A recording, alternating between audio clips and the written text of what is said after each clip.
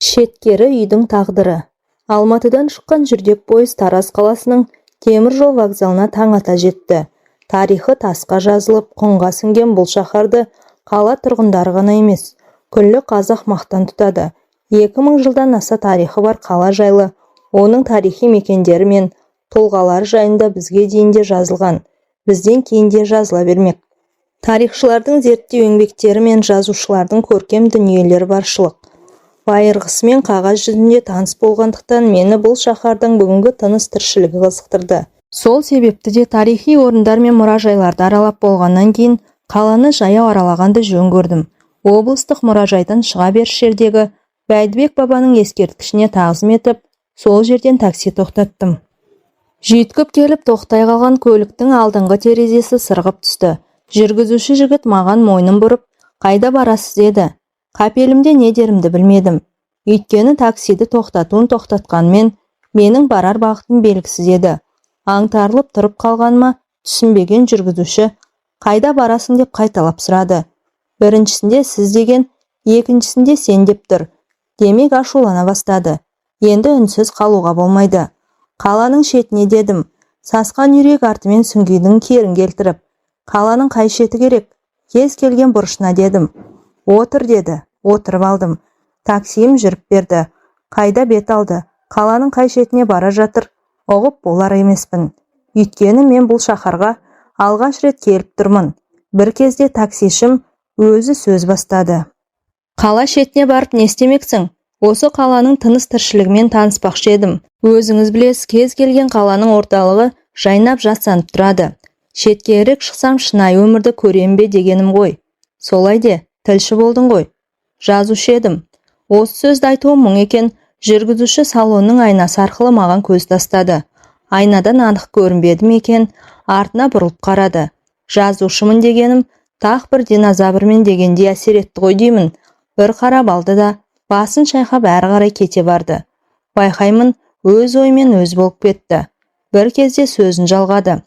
"Жазушы дегендер әлде бар екен ғой, ә?" "Бармыз, бірақ бұрынғыдай көп емеспіз." "Сонда кітап оқитындар әлде бар ма?" "Бар, бірақ бұрынғыдай көп емес." "Қызық, өзі кітап оқымайтын адамдар елдің бәрі кітап оқымайды деп ойлайды. Мен өз басым шаңғы тепкен адам емеспін. Сол себепті де маған жер бетінде ешбір адам шаңғы теппейтіндей көрінеді. Тепсе де сол бірді-екілі спортшылар ғана тебетін шығар деп ойлайтынмын. Ал бірақ спортшылар да бөлек, қаншама адам аяғына шаңғысын байлап алып, биіктен төмен қарай құлдилап жүр. Және өз басым түнгі клуб дегеннің бетін көрмеген қазақ екенмін. Сол себепті де ол жерге кім бара қойсын, есі кіресілі шығасылы бірді-екілі адамдар ғана жүретін шығар деп ойлайтынмын. Бірде таныс жігітке еріп бара қалғаным сол еді. Кірген бетте көзім тас төбеме шықты. Ойпырмай, қаланың жарты адамы сонда жүр. Кілең жастар мен жасамыстар. Содан бері ондай ойлардан айныған болатынмын. Сол сияқты мына жүргізуші де өзі кітап оқымағаннан кейін күллі әлем кітаптан бас тартқандай сезініп отыр. Сонда не жазбақсың? Осы өңірдің өткені мен бүгінгі жайында дегендей ғой. Өткен туралы іздегенім таптым. Енді бүгінгі күнін білгім келеді. Солай десеңші. Жазам десең, мен сені бір кісімен таныстырайын. Өмірлер тура кино дерсің. Көрейік, тартты онда. Бірақ маған ақысын төлейсің. Не үшін? Жазатын адам тауып бергенім үшін. Көрейік, егер шынымен жазуға тұратындай болса, сұрағаныңызды берейін. Сені әбден тыңдап біліп алғаннан кейін, мынауың жазатындай дүние емес деп, тайып тұрып Алматыңа барып алып, боратып отырма. Онда былай деп келісейік. Сіз мені сол кісімен таныстырыңыз, әңгімелесейік. Жазуға тұрса да тұрмаса да мен сізге 10 000 теңге берейін. Оныңның керегі жоқ, 5 000 берсең де жатады. Келістік, бірақ сен ол кісілерге жазушы едім. Жазарға түк таппай сандалып келіп отырмын деуші болма. Үйтсең айтпай қояды. Әпкемнің мінезін білем ғой. Енді не дейін? Үндемей еріп жүре бер. Көкемнің бармақ болған жері, яғни менің болашақ кейіпкерімнің үйі басқа бағытта болса керек. Таксиім бірден кері бұрылды. Кері бұрылған бетте тартып отырды. Олардың да үйі қаланың шетінде. Қазір баратын үйіміз менің туысқан әпкемнің үйі. Өзім ары бері өткенде барып тұратынмын. Бұл жолда солай өтіп бара жатып соға салдым деймін. Сені танысым еді дей салайын. Тараздың өзі де аса үлкен шаһар емес. Ана басымен мына басына демде жетіп барасын.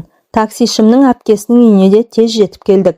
Сырты әдемі қоршалған, аулаға бір-біріне қарама-қарсы екі үй салыныпты. Біріншісі ескі үй екен де, екіншісі жаңа салынған оймақтай әдемі үй екен. Үлкен үйдің алдындағы сәкіде 70 алқымдаған ет жеңді әйел отыр. Жанында бірі 6 жас шамасындағы, енді бірі 4 жас шамасындағы бір ұл мен бір қыз ойнап жүр. Жаңа үйдің есігі ашық тұр екен. Етегіне өрмекшінің торы бейнеленген бір жас келіншек кіріп шығып жүр. Демек, мына үйдің иесі баласын үйлендіріп, есігінің алдына жаңа там салып, жеке отау қылып шығарған. Сол үйдің отымен кіріп күлмен шығып жүрген ана бір жас келіншек келіндері болды. Ал мына немерелерін ойнатып отырған қартамыс әйел осы үйдің иесінің әйелі. Шынымды айтсам, жазатында ештеме көріп тұрғам жоқ. Таксиші жігіт әпкесімен күле амандасты. О, әпке, қалдарыңыз қалай? Шүкір, өлмегесін жүрмізді. Жездем қайда? Жезден қашан бізге есеп беріп еді.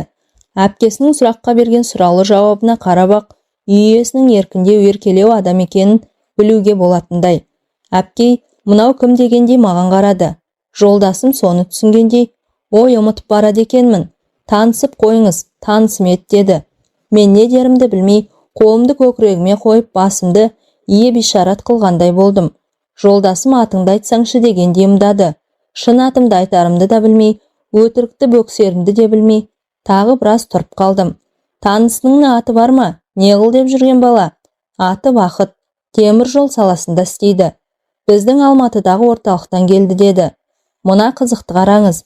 Екеуміз сонша сапылдап келе жатып, жол бойы таныспағанда екенбіз. Бақыт деп қойып қалды. Рас, атымның бір мағынасы Бақыт. Есімім Б әрпінен басталып, К әрпінен бітеді. Демек, атымнан алыс кеткен жоқ. Ал енді теміржол саласында істейді. Біздің Алматыдағы орталықтан дегеніне қарағанда, өзі сол саланың маманы болды. Қолы бос уақытта осылай қосымша ақша табатын болып тұр. Сол қаланы қыдыртып жүріп, жолай сізге соғып кетейін деп. Жөн, жүріңдер, үйге кіріңдер. Жолай тауып алған жолдасым екеуміз әпкейдің үйіне кірдік. Әпкеміздің аты Күлпан екен. Ет жеңді болғанымен өзі жеңіл ұстайды. Қимылы ширақ. Газға шай қойып, дастархан қамын да өзі жасады. Сабырлы мінезінен өмірдің қызығын да, қиындығын да тең көрген, соның бәрін қорыта білген адам екені анық аңғарылады. Өйткені осынша жасқа келсе де, бар мен жоқтан парқын айыра алмай жүрген адамдар қаншама. Мен бұл кісінің парасатты болмаса да, пайымды адам екенін бірден байқадым. Бірақ жазатын адам бұл емес шығар. Себебі жазамын десем, ет жеңді парасатты болмаса да, пайымды әйелдер өз ауылымда да толып жүр емес пе? Ұлыңды үйлендіріп, қызыңды ұзатып, салғаннан кейін денеңе аз кем ет жинап, қолыңа алтын күмісіңді тағып алып, құдағи болып, үйіңе ініңнің Алматыдағы орталықта істейтін інісі еріп келе қалғанда, анау бітпейтін тірліктен етегіне сүрініп жүрген келінді мазаламай, өзің-ақ шай қамдап, балпан басып жүресің де. Дәп енді осы жазуға тұрарлық нәрсе ме? Жоқ, әрине. Таразға бардым, бір апаны көрдім, өз сондай жақсы адам екен. Бізге шай берді деп жазбайтын шығармын. Әлде анау жас келіншек пе екен? Мүмкін ол бұл үйдің келіні емес, бағы жанбай қайтып келген тағдыры ауыр қыз шығар. Бірақ анау екі бүлдіршін Күлпан апамызды апа деп жүрді ғой. Бұл таразыңда апа деп өздерінің туған шешелерін немесе үлкен шешелерін ғана айтады. Нағашыларын апа демейді. Әлде ана келіншек шынымен осы үйдің келіні шығар. Күйеуі әлдеқандай үлкен оқиғаға, яғни жазатындай оқиғаға тап болып, соңында ерлікпен қаза тауып, ана келіншек кетіп қалмай ата-енесін, күйеуінің аруағын сыйлап, осы үйде жүрмекен. Бұл да алып бара жатқан тақырып емес. Соған қарағанда жазатын адамымыз жездеміз болса керек. Не де болса әліптің артын бағайын деп шештім. Бұл кезде Күлпан апамыз шайын дайындап үлгерген екен. Бір кесе шайымызды құйып бергеннен кейін, асықпасаңдар ет салайын деді. Ой, әпке, әуре болмаңыз. Беретіні 5000 теңге ғана деді. Жолдасым күле сөйлеп. Мен шайыма шаш алып қала жаздадым. 5000 несі деді әпкесі. Жай қалжың ғой, ет жеп отыратындай уақыт жоқ. Тағы баратын жерлеріміз бар. Өздерің біліңдер. Әйтеуір қонақ бала ренжіп жүрмесін. 4 бұрышты үстелдің үш жағында үшеуміз отырмыз. Төрде қонақ ретінде мен отырмын. Әпкелі інілі екеуі өзара әңгімелесіп кетті. Магазинде не істедіңіз? Ой, осыған дейінгі шапқылағанды жетеді. Жалға беріп қойдым. Айына 150 мың теңге беріп тұрады. Сол екіге жетеді. Жездең таксовать етем деп кетеді. Оның тапқаны өзінен артылмайды. Оған да шүкір деңіз. Баяғыдай ішіп жүріп алса, табыс таппаған аздай сіздің қалтаңызға түсер еді. Қазір сізге бермесе де, өз қажетін өзі түгендеп жүрсе, ол да олжа ғой. Әрине, сізге де қарайласып тұратын шығар. Әлде жас әйелден артылмай жүрма. Рахмет әке, керегі жоқ. 45 жыл айқасып та шайқасып та тойдым ғой. Менің ендігі қызығым мыналар деп, анау жерде ойнап жүрген екі бүлдіршінді иегімен нұсқады. Рас, көңіліме қарап кейде ыңғай танытады. Бірақ мен керек етпеймін. Оныкі әншейін көңіл екенін білемін. Адамды қыжалат қылғаннан не табамын? Енді ғана бірдеңенің шет шығып келе жатқан сияқты. Бірақ менікі әлі де анандай шығар. Мүмкін мынандай екен дегендей долбар ғана. Анығын алда бір келе жатырмын деп отырмын. Бірақ мына апам тереңдеп бара жатқан сияқты. Мына екі балам аман болса, осыларды қызықтағаннан артық бақыт жоқ енді маған. Магазинді де осылар үшін өткіздім. Дүниенің соңына жететін ешкім жоқ. Мен де енді бейнетімнің зейнетін көрейін. Әрине, осы кезде көше жақта машинаның даусы, артынша сигнал естілді. Ас бөлменің терезесінен көрініп тұр. Жаңа үйдегі келіншек қақпаға қарай тұра жүгірді. Қақпаны ашқан сол еді, жапон көлігі аулаға кіріп, тура есіктің алдына келіп тоқтады. Осы кезде Күлпан апай, келді әне біздің әулие деді.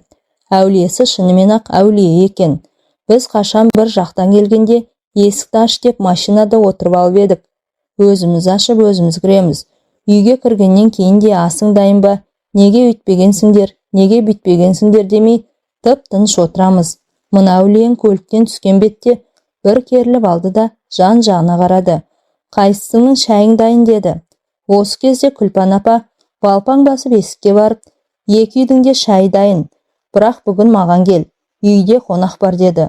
Әулие осы үйге қарай бет алды. Кірген бетте, оу жаман балдыз келіпті ғой бәсе, есіктің алдында тұрған неғылған машина деймін деп, айқайлай сөйлеп кірді. Қойыңызшы жезде, өтірік білмей қаласыз я? Әйтпесе неше жыл бойы мініп келе жатқан көлігім ғой. Қайдан білейін, жаттап жүр ғой деймісің, өзің айында жылында бір келесің. Әйтеуір өзім сіздің көлігіңізді қаланың кез келген бұрышынан танимын. Ылғи қонақ үйлердің айналасында тұрады. Тайтары, әкеңнің баласы. Жүрсек ақша табайық деп адам тасып жүреміз де. Тапқаныңызды үшіншіңізге тасып жүрмесеңіз, үйіңіздегі екеу шалқып кеткен түгім жоқ деп отыр ғой. Ит балдыз қой енді. Әйтпесе қазір тұрамда кетем. Кетсеңіз алысқа кетпейтін шығарсыз. Екі үйіңіз қоңсы отыр. Мынаған қой дейсің бе жоқ па? Әулие жезде Күлпан апамызға қарады. Күлпан апамыз інісіне қоя сал дегенде қылды. Содан кейінгі әңгіме өзара амандық саулыққа ауысты. Мен осы сәтте іштей долбарымды жалғастырдым. Енді ғана бірдеңенің шет шығып келе жатқан сияқты. Демек әулие жездеміз жас тоқал алған. Мына кісі бәйбіше болды. Анау жүрген жас тоқал. Бүлдіршіндер тоқалдан туған. Бәйбіше бауырына басқан. Құдай-ау, кино түсірсе болады деп жүргендегі сосы ма? Қайран 5 мың, есіл уақыт. Мына баланы танымадым.